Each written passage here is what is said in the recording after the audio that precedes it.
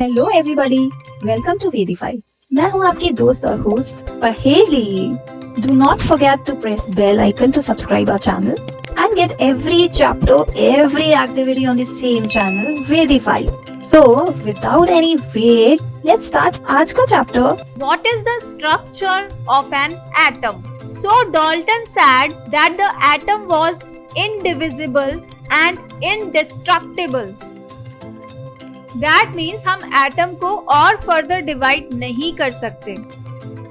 That means कोई सब atomic particle नहीं होना चाहिए. मतलब एटम से छोटी कोई भी चीज पॉसिबल नहीं है.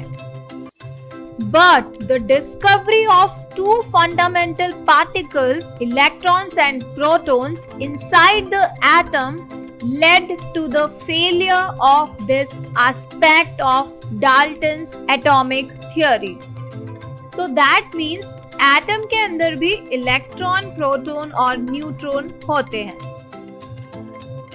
But what is the arrangement of these sub-particles in an atom? ये सब एटॉमिक पार्टिकल्स होते कहाँ पर है?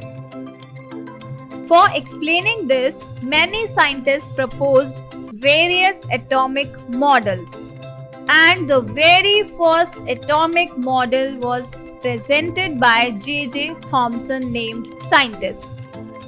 Thomson's model of an atom. So model means it is based upon certain assumption. So Thomson was sitting in a lab and he was thinking कि कहाँ पर ये सब atomic particles होने चाहिए. कहाँ पर होना चाहिए पॉजिटिव चार्ज, कहाँ होना चाहिए negative charge. Negative charge means electron and positive charge means proton. And then उसने एक मिठाई देखी. So this is the Christmas pudding dish. So ये डिश देखकर उसको आइडिया आया that atom should be also spherical and this sphere is having positive charge. And the dry fruits in this pudding are electrons.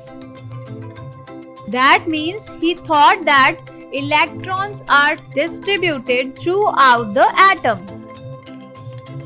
अगर J.J. Thompson Indian होता तो वो ये सोचता कि जो एटम है वो वाटरमेलन की स्ट्रक्चर की तरह है और जो वाटरमेलन में सीड्स हैं वो हैं इलेक्ट्रॉन्स और जो पॉजिटिव चार्ज है वो है red edible part of watermelon. While the electrons are studded in the positively charged sphere like the seeds in the watermelon. और अगर आप J.J. थॉमसन होते तो आप आइसक्रीम के एग्जाम्पल से भी बता सकते हैं, जिसमें कॉर्नेटो में आपने बहुत सारे ड्राई फ्रूट्स देखे होंगे. तो ड्राई फ्रूट्स जो है वो इलेक्ट्रॉन्स हैं और जो बाकी की आइसक्रीम बची है वो है पॉजिटिव चार्ज. तो आपको लग रहा होगा थॉमसन ने कितना गलत बताया है. But he was awarded the Nobel Prize in Physics in 1906 for his work on the discovery of electrons. And can you believe this? उसके 7 research assistants को भी Nobel Prize मिले हुए हैं. See, today we can criticize Thomson, but imagine more than 100 years ago he gave the model of an atom. So Thomson proposed that an atom consists of a positively charged sphere and the electrons are embedded in it. The negative and positive charges are equal in magnitude, so the atom as a whole is electrically neutral. Although Thomson's model explained that atoms are electrically neutral, the results of experiments carried out by other scientists could not be explained by this model. तो वो कौन से other scientist थे जो इस model को explain नहीं कर पाए? ऐसी क्या गड़बड़ दिखी उन्हें थॉमसन के मॉडल में? चलो देखते हैं. So first scientist was Rutherford. So Rutherford was born at Spring Grove on 30th August 1871. He was known as the father of nuclear physics. He is famous for his work on radioactivity and the discovery of the nucleus of an atom with the gold foil experiment. So Rutherford was very clear for the structure of an atom. We know that atom is made up of subatomic particles like electrons and protons. And what is the position of electrons with respect to other electrons and with respect to proton? So Rutherford was interested in knowing how the electrons are arranged within an atom. Where is the positively charged subatomic particle of an atom? For that, Rutherford designed a unique experiment. He selected a gold foil. But why he selected this? Because gold can be as thin as possible. The gold foil which he took was only about 1000 atoms thick. So alpha particles are doubly charged helium ions. They have a mass of 4 mu. The fast moving alpha particles have a considerable amount of energy.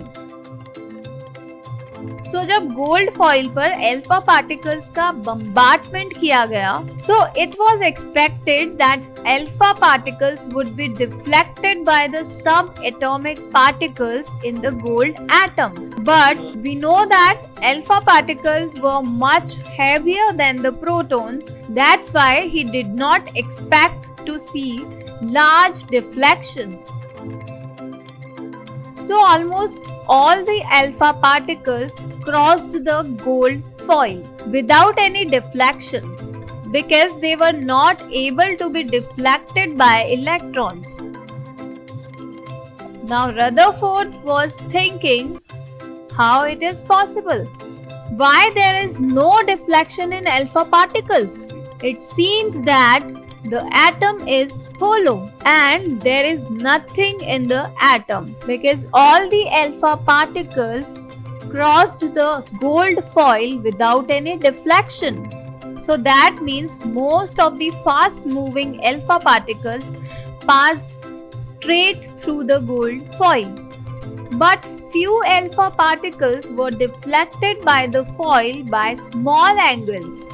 That means something is there in the atom which was heavier than the alpha particle, and Rutherford called that structure as nucleus. And surprisingly, 1 out of every 12,000 particles appeared to rebound. That means one alpha particle was rebounded towards the source. ये तो वैसे ही हुआ जैसे gun से बहुत सारे bullets आपने object पे फायर की और उनमें से एक बुलेट आपकी तरफ वापस आ गई. रदरफोर्ड ने भी ये बोला that it was like if you fire a 15-inch shell at a piece of tissue paper and it comes back and hits you. To understand it better, let's go for an activity. So this is a wall and we will let a child stand in front of this wall with his closed eyes. Let him throw stones at the wall from a distance. अब ये अगर wall पे पत्थर मारेगा तो आवाज तो आएगी इसको. He will hear a sound when each stone strikes the wall. If he repeats this 10 times, he will hear the sound 10 times. क्योंकि वॉल पे स्टोन टच हो रहा है जाके, वो भी बहुत दूर से, तो आवाज तो आएगी. अब एक काम करते हैं, वॉल की जगह बार्ब्ड वायर फेंस लगाते हैं और अब एक बच्चे को खड़ा करते हैं to throw the stones. Most of the stones would not hit the fencing and no sound would be heard. तो अगर वायर्ड फेंस पे स्टोन फेंकेंगे तो बहुत सारे स्टोन तो वायर को टच ही नहीं करेंगे, तो साउंड वैसे ही नहीं आएगी. This is because there are lots of gaps in the fence which allow the stone to pass through them. Following a similar reasoning, Now Rutherford is thinking because we cannot see atoms. So we don't have any other option except thinking. So he said that most of the space inside the atom is empty because most of the alpha particles passed through the gold foil without getting deflected.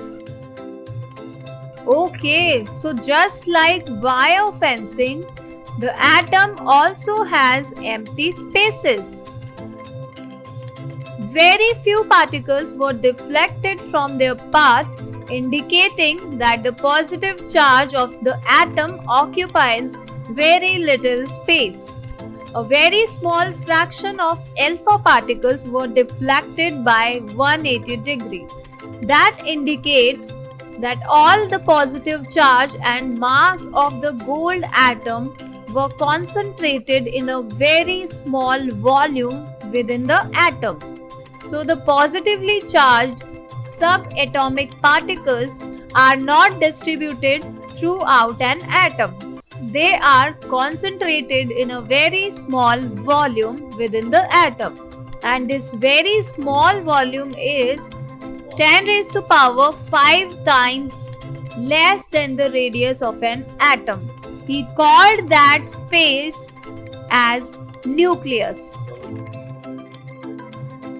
So on the basis of this experiment, Rutherford put forward the nuclear model of an atom which had some features like there is a positively charged center in an atom called the nucleus.